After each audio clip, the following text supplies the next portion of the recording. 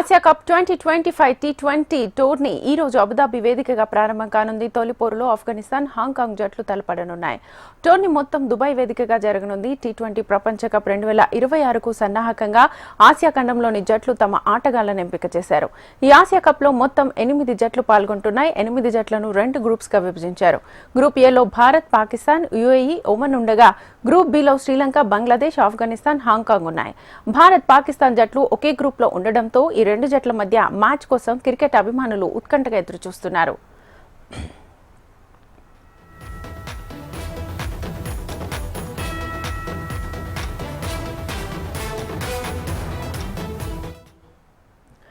Team India తన తొలి match ను రేపు యుఏఈతో ఆడనుంది. భారత్, పాక్ మధ్య సెప్టెంబర్ 14న హై వోల్టేజ్ మ్యాచ్ జరగనుంది. గ్రూప్ స్టేజ్, సూపర్ 4, ఫైనల్ ఇలా టోర్నీని డిజైన్ చేసింది ఐసీసీ.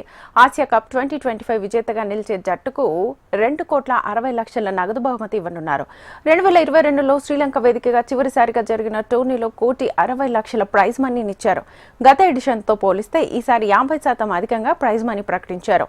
రన్నర్ అప్ గా నిలిచే జట్టుకు 1,30,00,000, 3-4 స్థానాల్లో నిలిచే జట్లకు 80,00,000, 60,00,000 దక్కనున్నాయి.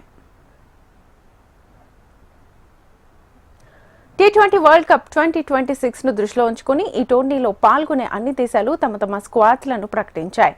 ఈ టోర్నీలో బాగా ఆడేవారిని రానున్న టీ20 వరల్డ్ కప్ లో ఎంపిక చేసే అవకాశాలున్నాయి. దీంతో ప్రతి ప్లేయర్ కూడా శక్తికి మించి పర్ఫార్మెన్స్ చేయాలని చూస్తున్నారు. అయితే ఈ టోర్నీలో డిఫెండింగ్ ఛాంపియన్ గా బరిలోకి దిగుతున్న భారత జట్టే ఫేవరెట్ గా ఉండబోతోంది.